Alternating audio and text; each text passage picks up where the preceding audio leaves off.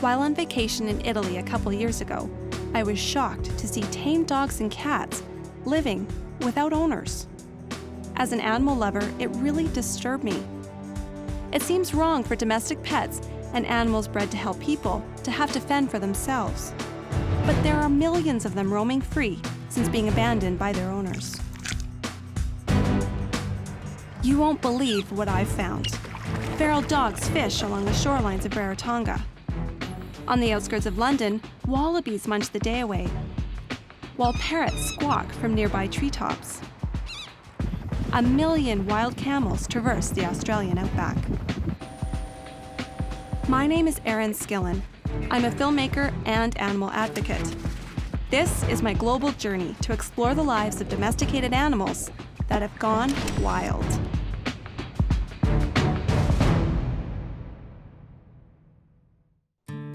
My hometown university is overrun with rabbits. They're finding themselves at the core of a hefty dispute that will determine their fate. These aren't indigenous wild rabbits. They actually used to be pets, up until their owners got fed up with looking after them and just dumped them on the grounds of this university. Hi. That's not a carrot. Everybody just thought it was a joke because I'd heard that there were a lot of them.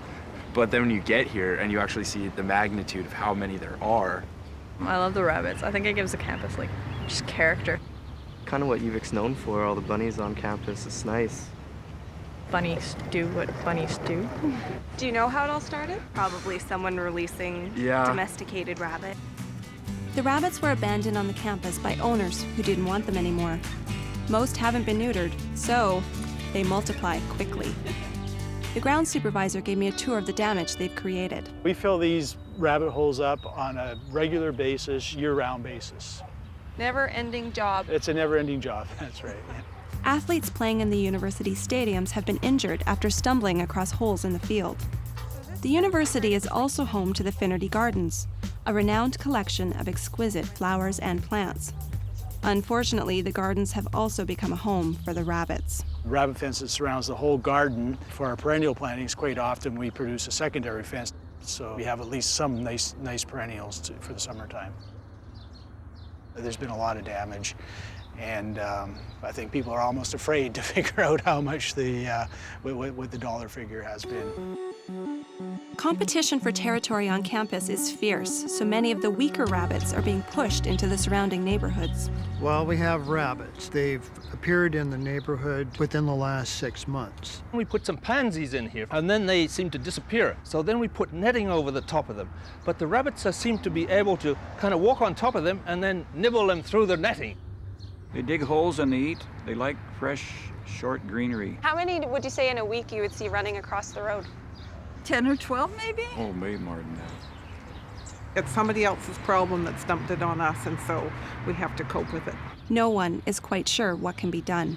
They're not a natural part of the ecosystem here, and it represents an imbalance. Maybe they could bring in a fox? I don't know. I don't know whether they could do something with natural predators that would help the situation. We love the neighborhood, but this is, we think it's kind of a blight. The rabbit problem is fast becoming a crisis, and for the first time ever, a task force has been assigned to propose a solution. We have heard about spay and neuter programs, and that's apparently been tried elsewhere. We understand maybe there's issues associated with that and how successful that can be. Neil told me about potential bylaws that would keep pet stores from selling non-sterilized rabbits, as well as a strategy to keep male and female rabbits in separate pens. The word cull had yet to come up, so I had to ask. So is the shooting of the rabbits a possibility? That hasn't been discussed specifically at this point, although that is an option. People dump their pets like garbage, and then the animals are labeled invasive species and find themselves in the crosshairs of a potential cull. If it's happening in Canada, where else is this a problem? It's global, and if you think about the amount of trade and the amount of interaction that we as human beings have on the planet, there is virtually no place that's untouched by our species, and we're probably one of the main vectors or routes by which invasive species actually reach all these new places. All around the world, animals that were once owned by humans, like these innocent rabbits, have been released or escaped to forage for themselves. And not just everyday pets, Parrots, bullfrogs, wallabies, even camels have gone feral after escaping or being released by humans. Going to Vancouver, Frankfurt, and final destination Rome. We're going to see how these animals are living and what their lives are like and how the problems of their lives can be solved, if they can be solved at all. It's going to be a really big adventure and I'm totally excited.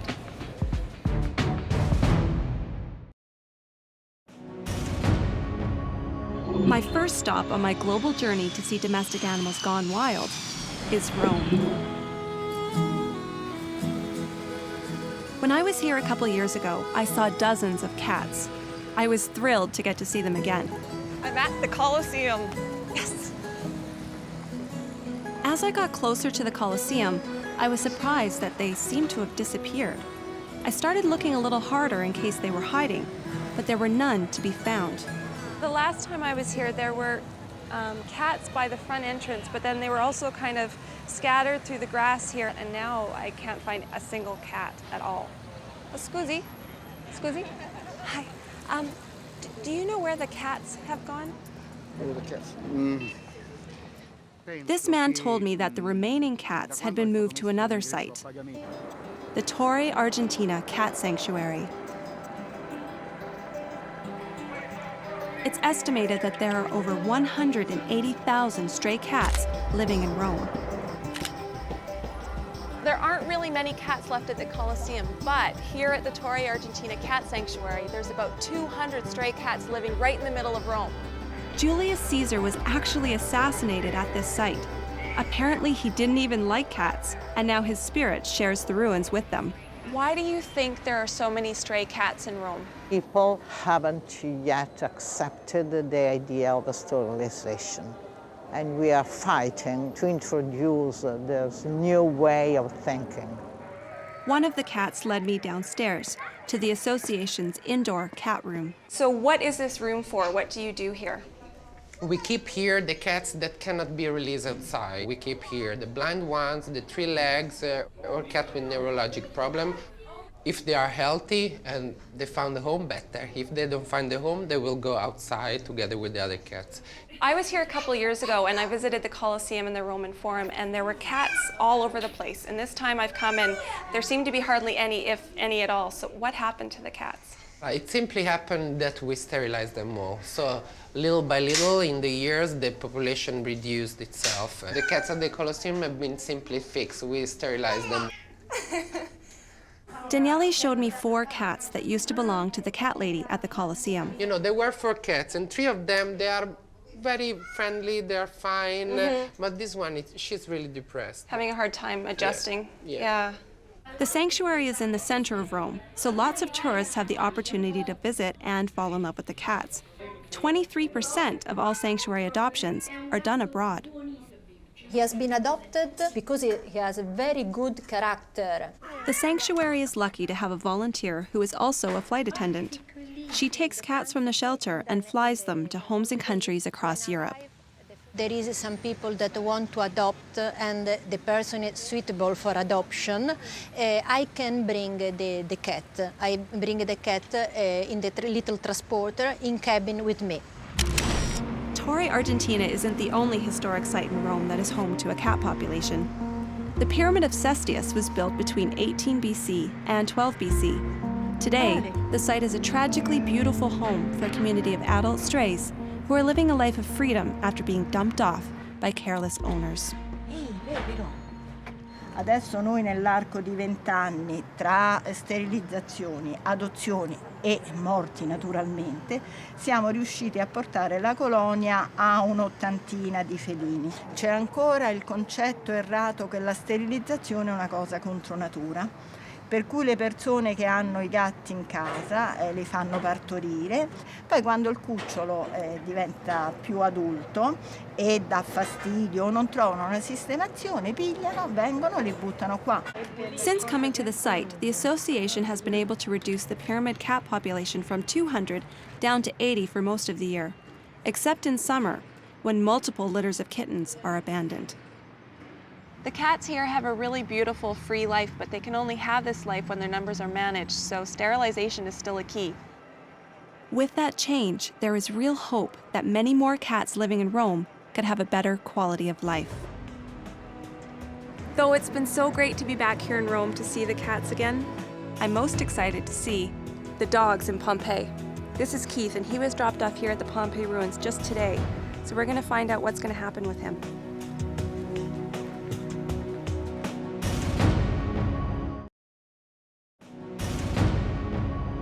After leaving the cats in Rome, my next stop was the ancient city of Pompeii. Pompeii is a town south of Naples in Italy, best known for its destruction in 79 AD, when Mount Vesuvius erupted and all but destroyed the town. Plaster casts captured the victims' final moments, including one of several dogs killed in the disaster. Dogs wander Pompeii's modern town square in the evenings and at night. It's almost like there's a second society living in the town. They're so established in the community, most locals don't even seem to notice them anymore.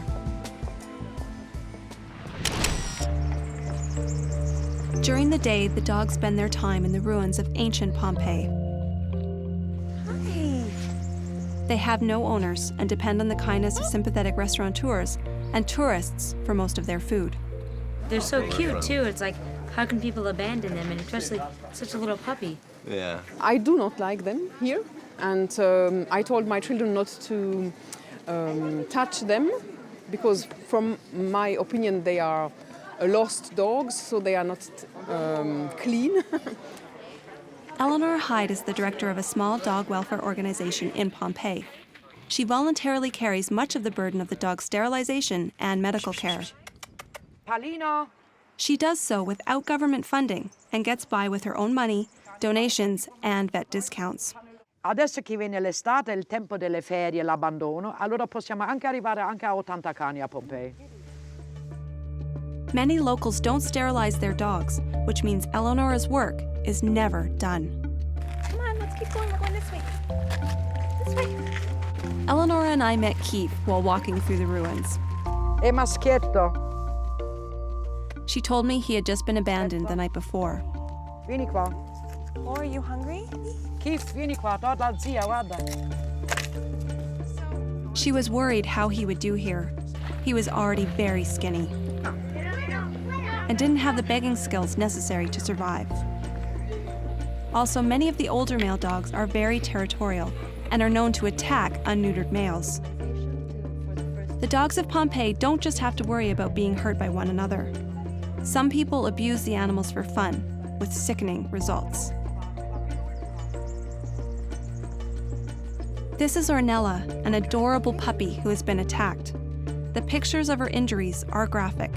Ornella had wounds to her face not visible here, but most startling was that someone had chopped her back paws off. I just couldn't understand how anyone could do this to an animal. Ornella is in foster care and will be put up for adoption once she's old enough for a pair of prosthetic legs.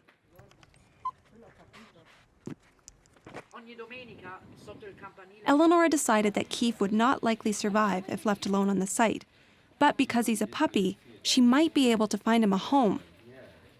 Lo mettiamo sul nostro sito internet e poi vediamo che possiamo trovare. Oh, lui è bello, è giovane, ha solo 6-7 mesi. So he's gonna get a good home. A good home? Sì. A good home. Allora me lo vuoi dare? Vieni qua, vieni dalla zia Eleonora, va? È ok? Sì, bello. Vieni. Eleonora and her team of volunteers work tirelessly to help the abandoned dogs get the safety and love they deserve. Ornella and Keith are extremely lucky that Eleonora's limited resources were able to help them. Sadly, not all dogs in Pompeii are so lucky. You're just a puppy. This is Daniela. We just found her wandering by herself. She's a young, unspayed female, and I am absolutely in love with her. I was hoping Eleonora would be able to take her from the site as she'd done with Keith, but sadly, the organization just didn't have the resources to take her in. That's when it really hit me. Without a properly funded system in place, far too many dogs are left to fend for themselves. without education on sterilization, things won't improve. I was saddened as I watched the adult dogs on the site, knowing the humans meant to care for them had ultimately failed them. Being in Pompeii, again, has been very hard. Very, very hard to see animals living, so many people abandoning them and such. So, well, I'm glad we were here and that we got to see this and that you're going to get to see this. I'm really worried about going to the Cook Islands and seeing dogs being shot, potentially. So we'll see what happens. Though the stakes are high for dogs in Pompeii, the dogs in Rarotonga can face even harsher consequences.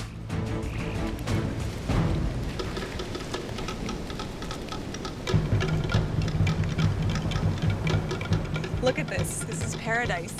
Ready, guys? Go for a run. 1, 2, 3.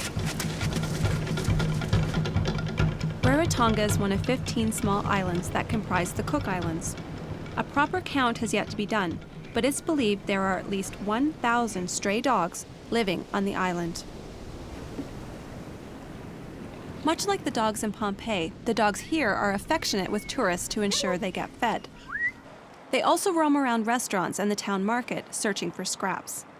Some of them are a bit more adventurous and hunt for their meals.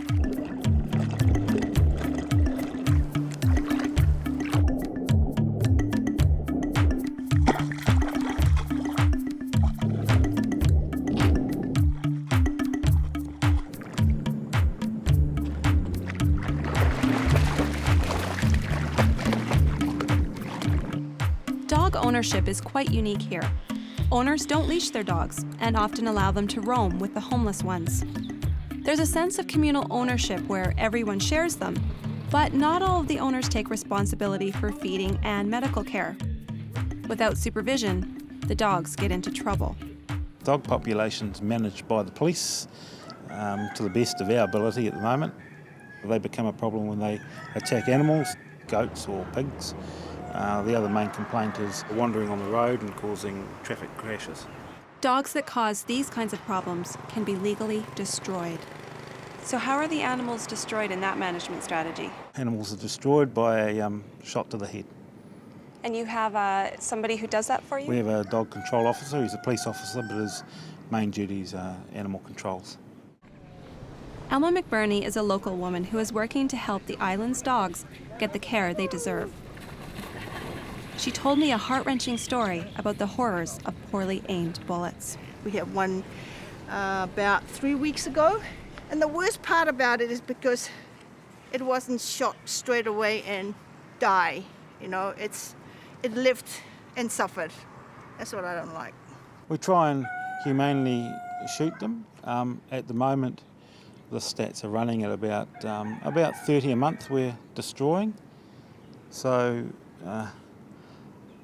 I don't think he, in all fairness, gets it right every time.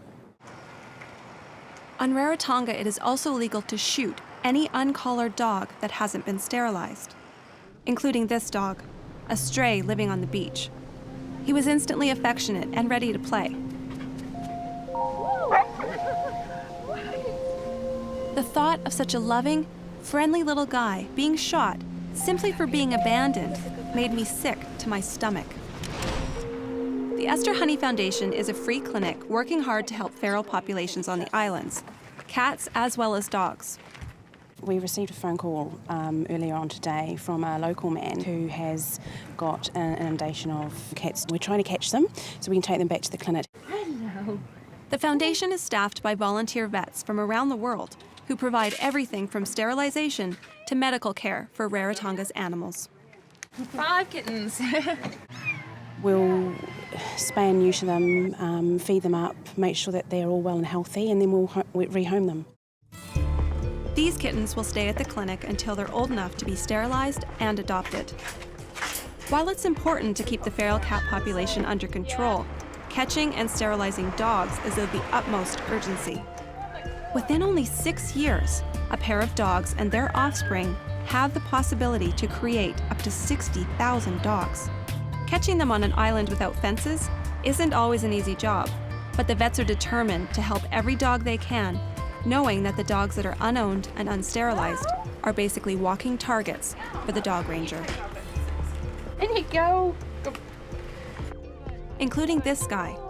If left on the beach like this, he could be destroyed. Thankfully, the Esther Honey Foundation got to him first. Though the police still refuse to stop shooting dogs, they are assisting the foundation in implementing a large-scale spay and neuter program. There's about 600 canines that we are looking at spaying and neutering over the coming months. If we can look at doing around 10 to 15 a day, we think we can achieve that within a sort of 3 or 4 month period. We've been destroying dogs for a long, long time.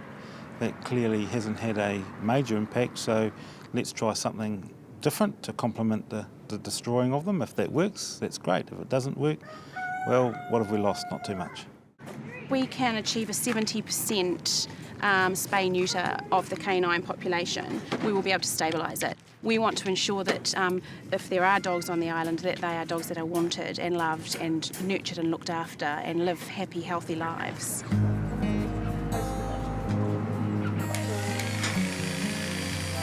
Getting neutered meant this dog couldn't be shot anymore. But would he get a good owner? He'd lived with so much freedom on the beach. In trying to save him from being shot, had his quality of life been ruined? While I wanted to stay in the Cook Islands to see what was going to happen to him, I had to move on, because there was a whole other group of feral invaders waiting for me. And they're really unusual animals to find in the outback of Australia. That's right, camels.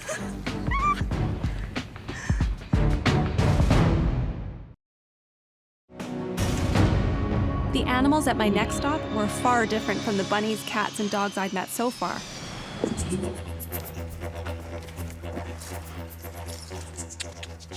Did they respond to that, or is that just a dumb horse thing? Yeah, I'm just being stupid.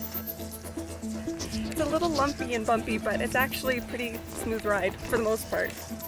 What does a continent that isn't meant to have any camels on it do with nearly 1 million of them? Imported from India and Afghanistan in the mid-1800s, camels were used for transport and haulage in extremely high temperatures and desert conditions that horses just couldn't handle.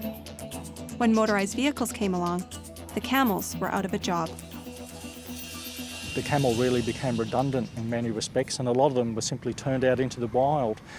Since that time, the population of feral camels, starting from a small population base, has been doubling every 8 years, as far as we can tell.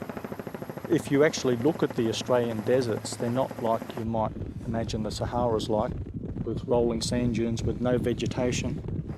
The Australian deserts are quite well vegetated, and they're really a paradise for camels, and the animals do very, very well there. Since they don't have any natural predators, the camel population is being controlled by other means. Lots of the areas where camels occur in Australia are very remote. In those sorts of areas, we'll probably have little option if we want to manage the impacts of camels, but to actually go in and just shoot them. If you're shooting from a helicopter, and in the unlikely event that an animal does get injured, it can be followed up very quickly and dispatched humanely. After speaking with Glenn, I went up in a helicopter. It wasn't a culling expedition. I just wanted to see the camels in the wild for myself. Though they're found on more than half of Australia's landmass, finding them wasn't as easy as I thought it would be.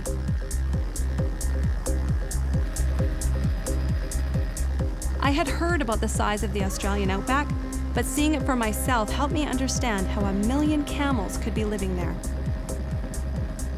I thought I spotted some, but it turned out to be a small herd of beautiful wild horses. I worried I wouldn't see any feral camels. Then suddenly the helicopter took a hard turn. And there they were.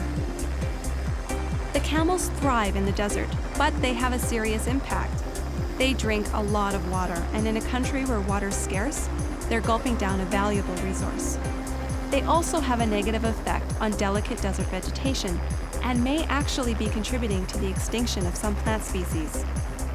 After seeing the situation from above, I returned to Alice Springs so I could check out the industries that have sprung up around the wild camels.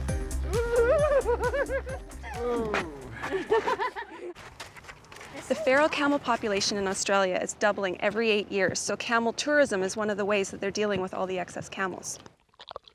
We get them straight from the wild. We'll set up a trap, muster them around, push them into the trap, and then we'll truck them back in the town and slowly start to break them in. And how long does it take to break them in? Probably takes about a month, and I can have him nice and quiet, ready for tourists to ride. So my apologies to my friend Lucy here, but there's another way they're dealing with feral camels here. Camel meat is becoming an increasingly common sight on restaurant menus in Alice Springs. How do you guys cook a humongous piece of meat like that? Well, we have a very special oven here. It's very special. Yeah, It's huge. Voila. Oh, wow. And this oven takes probably 12 hours to cook a leg of camel that 12 size. hours. 12 hours, yep. And it takes about 3 days to thaw out, 12 hours to cook. But this particular size will probably feed between 80 and 100 very hungry locals. Oh my God. Okay, I haven't eaten red meat in 12 years. No cow, no, oh God, oh, no pork.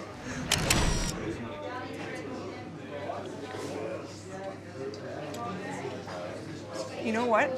This actually tastes pretty good. After trying the camel meat for myself, I wanted to know more about the process that gets the camels out of the wild and onto the plate. With camel meat being very close to beef and the numbers that are building up in the bush country, we're trying to get them going for human consumption. I suppose the bottom line is we don't want to see them shot and the resource wasted. So what would you say to people that think the camels should just be left alone in the wild? I'd say that they're being cruel. Just like any wild man, we've got to control them rather than just let them go wild and end up starving to death, perishing or whatever. Why do you think there's a hesitation about eating camel? I think they're not an attractive animal when you see them before they're slaughtered. Once they're slaughtered and dressed and everything and boned, there's no problem. How long do you keep them here in these pens before they're slaughtered? This lot here will go next week, plus a few of those, and we can have them up to 3 weeks, but as you see, we've got plenty of hay. It's best to have the camel settling down a little bit. It's like all animals. We don't want them coming in, you know, all excited and stressed and then straight into the abattoirs. It's better meat if we settle them down. How do you kill the camels then? It's just a gun that shoots out a bit of steel, metal, and pierces the back or the front of the animal. Yeah. Very humane and very quick, yeah. Can you tell me a bit about the job of this camel that's tied up over here? That one there, the boys fell in love with it and it's been trained for the Camel Cup. Oh, really? So probably it's only a young camel, but another 2 or 3 years' time, if it doesn't run fast enough, it might end up over here. After seeing the doomed camels in their pen, I felt really uncomfortable about industry as an answer for the camel problem. But I wanted to learn more about it. Well, Erin, I've laid out some of the camel leather products. Lots of stuff. To just demonstrate how versatile it is. So this is the hides from the camels that have been slaughtered for meat then? Yes, it is. It's a lot harder to get people to eat camel meat Right. than it is to get them to wear something, particularly fashion stuff like purses, wallets and handbags. It is a very, very durable leather. In fact, it is rated 4 times stronger than cowhide. What percentage of the camel actually gets used? Everything can be used. All of the byproduct, the stomach content and so on can go into fertiliser. Bones. The other thing we discovered with the bones was that it is the nearest animal bone to ivory. At the present moment, I think there's only the hair and the wool that's not being utilised fully. As far as the impact that the animal has, why would camel be a positive alternative over, say, a cow? In some areas of Australia, it is far more suited, far more adapted to dry, arid areas, particularly Central Australia, where we don't have a guaranteed rainfall, and some areas here are very fragile as far as the ecology goes, and to put a hard-hoofed animal into that situation can only be detrimental. So what do you think is wrong with culling? It's wasting a resource. In a lot of areas, probably most areas, there would be a better alternative. So when camels are culled, what happens to their carcasses? They're laid to waste, that's it, and it ends up worm fodder. Some animal welfare organizations are opposed to the capture of camels from the wild and their transport for slaughter. They prefer that the animals be shot humanely in the desert as it's actually less stressful on the animals than being hauled.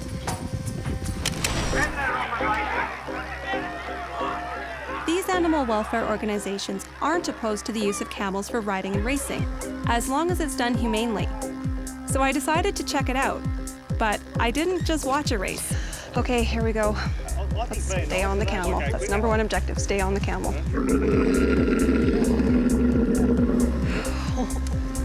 you hear the sound that other one was making? Oh, here we go, here we go. Well, we've got the Canadian, we've got the champion jockey from Canada. Righto. Don't bob out of the saddle, grip in with your knees. Okay. If you lose a stirrup, don't panic. Kick Don't the other panic, one. kick the other one out, hold on. Hang in there. Plenty of yelling and cooing, Eddie. Okay, cooing, what's cooing? Cooing. Cooing. Yeehaw. Yeehaw, okay. Good luck. Thanks.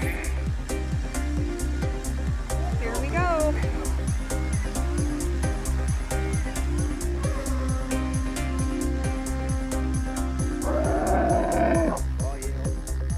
The nervous smile. Right, ladies and gentlemen, race three is about to begin. Let him go! Camels are turning and starters hands. Green light, they're racing. Come on, Bobby, let's go! Let's go, Bobby! Come on! Come on, Bobby, let's go! Yeah, Western Grand 470 on number one, followed by BMAB. Come on, Bobby, come on! Turn the Capella lad, ridden by that great Canadian jockey, Erin Skillen, coming in, moving down the outside. Come on, baby! Come on, Bobby, go! Come on, baby! Come on, Bobby, go! Go! Fighting Capella lad, and she's through for number one. Well done, Erin. Stop that! Oh my God. What a wonderful race that was. Canada all the way. Well done, Canada. It hurts. Right here, right on your back where this saddle hits you. It's just hitting you the whole time, but it was worth it. But I like Bobby. I think it was all the pre-race attention I gave him and petting, and we had a good chat, so I think that did it.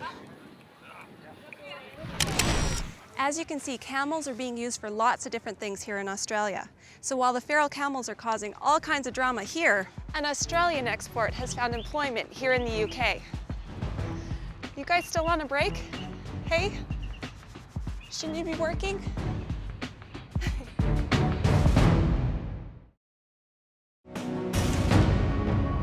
After seeing the camels in Australia, I went to see an Australian animal that's been taken far from home. Leonardslee encompasses 200 acres of lakes and gardens south of London. I came here to meet the wallabies and find out what they're doing half a world away from where they're supposed to be. They don't say much, but Leonardslee's Robin Loader spoke up for them.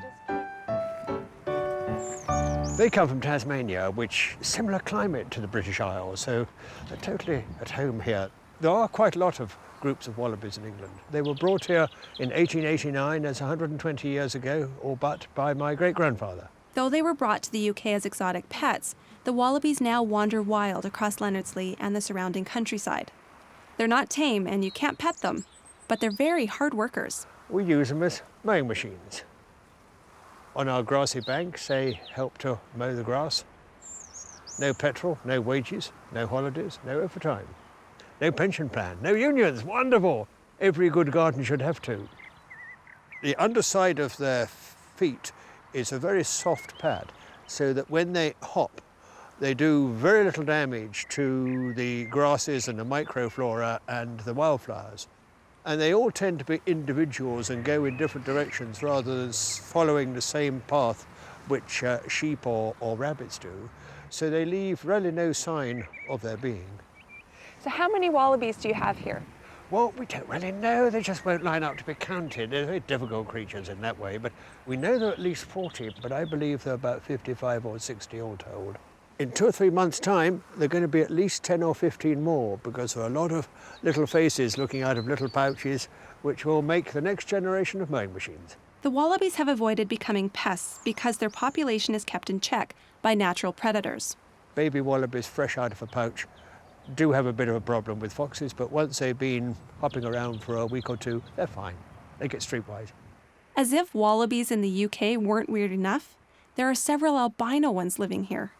Well, we were given some of these albinos a few years ago, and they have been very happy to crossbreed with our brown wallabies. So what kind of life do the wallabies have here? A wonderful life. Aren't they lucky to be hopping round Lennosley out there every day, and they don't even get charged to come in and visit, you know? Seeing the wallabies wasn't only entertaining. It was nice to see a rare situation where feral animals were able to coexist peacefully with their neighbors, their environment, and each other.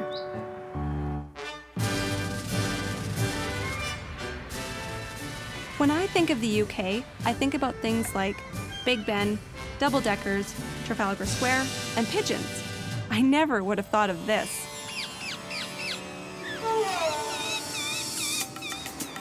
Ringneck parakeets are rapidly becoming a common sight and sound amongst the stunning green spaces in and around London. They actually start their day at Richmond Park and fly across to feed along the River Thames during the day. We usually find them all the way around here. They fly up and down the river. It's a great feature of this part of southwest London that you do, on any occasion, you can see 50, 100 of them flying around. And when they first came, I thought they were really wonderful, you know, and I hung out peanuts outside the window and they came. When I was a child, you know, you saw sort of normal English birds, English species. Suddenly now we hear the kind of raucous cries of these green parakeets. What kind of a sound is it? Oh, it's a screech. There it is.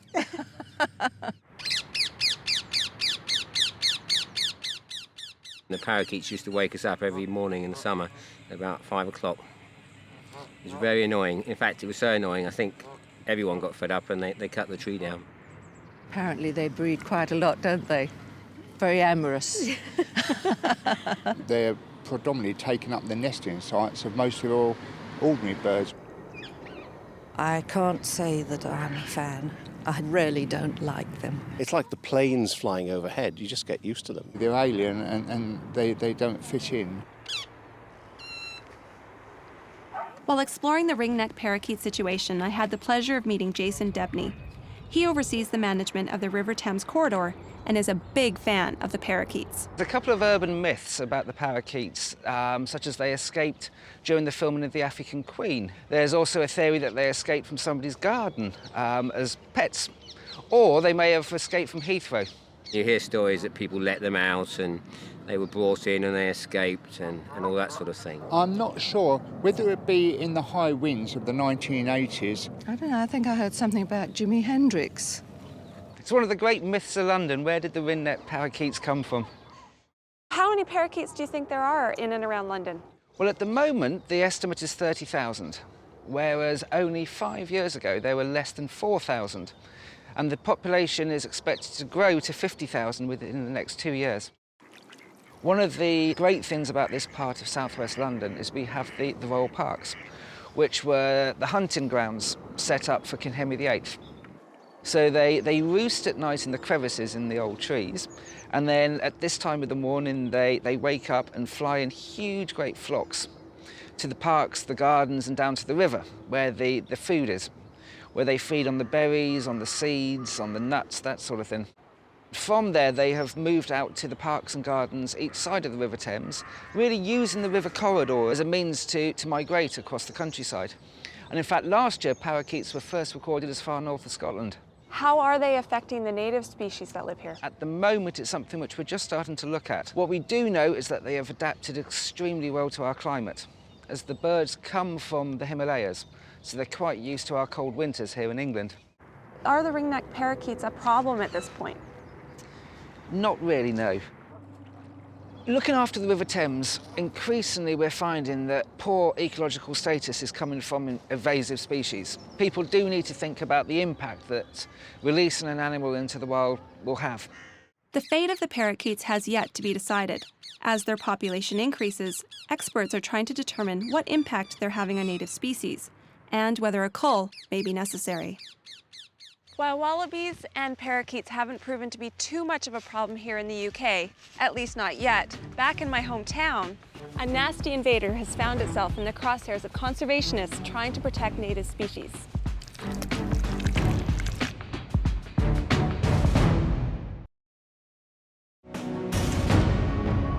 After visiting feral animals around the world, I came home to meet the creepiest one yet.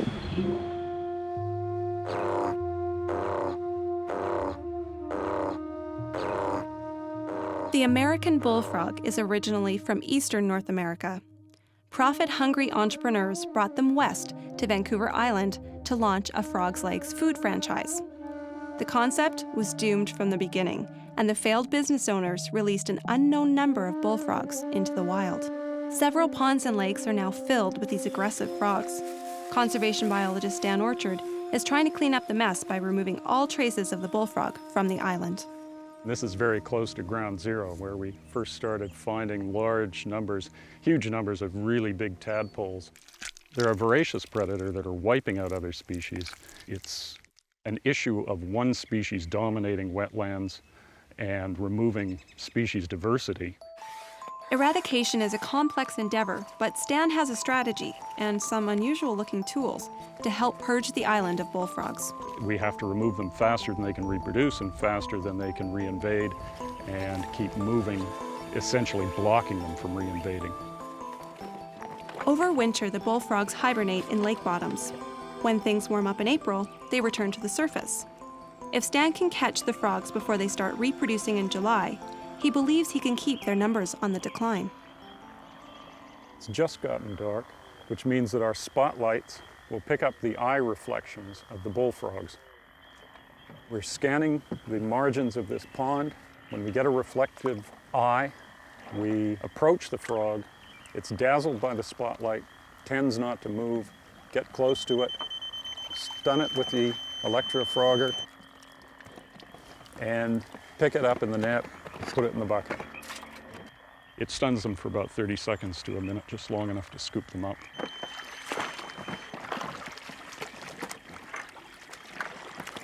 It's a young male bullfrog.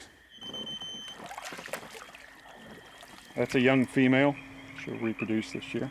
So have a look at the size of the mouth, and you can see how this hatchling western painted turtle is easily swallowed by a bullfrog.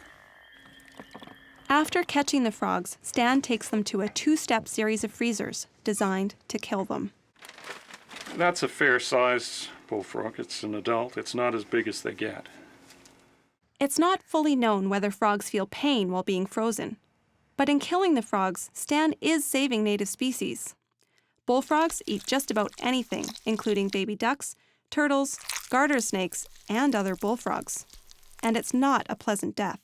The way bullfrogs kill the animals that they prey on is to swallow them live and dissolve them in hydrochloric acid and proteolytic enzymes. So, you know, you're saving baby ducks and baby turtles from that fate. I'm just going to get all you to come over here and let's get. So if you can cut somewhere along the top here. Rather than wasting the carcasses, Stan redistributes them for other uses, like high school biology classes. There's the gallbladder here. That round thing? Yeah, the round thing there. They're cutting into the guts, and we're finding out what the bullfrogs are eating.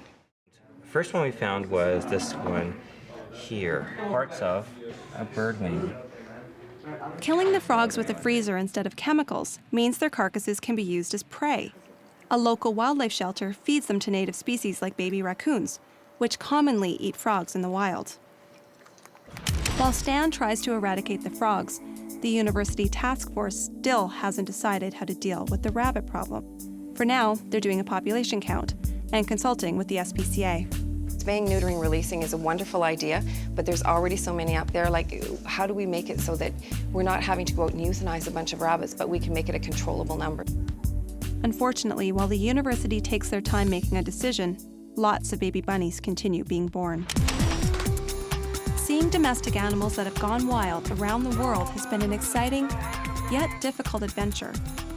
I've seen that spaying and neutering can work really well for cats and dogs, but it's not really an option for feral camels in Australia or the parakeets in London. Some animals can be re-domesticated, but not all of them. I wish that more of them could live like the wallabies do, in balance with their environment and neighbors. I can't believe I'm saying this, but after what I've seen, I now believe that culling can be a humane response to this problem. Animals deserve a cruelty-free life and a humane death. The biggest solution for this problem is going to be curing the cause, and that's people. So education is going to be a huge part of turning this problem around. And luckily, we have the help of all the incredible people I met on this trip who are helping the animals, but also educating people. So now that I'm back, I can't help wondering, What happened to that lovely blonde dog that I met on the beach in the Cook Islands? I just can't bear to think that he's tied up to somebody's porch somewhere. I found out that soon after I left, the dog got a name, Snowy, and owners. And not just any owners. A family whose work has them on the beach every day. The beach where I found him.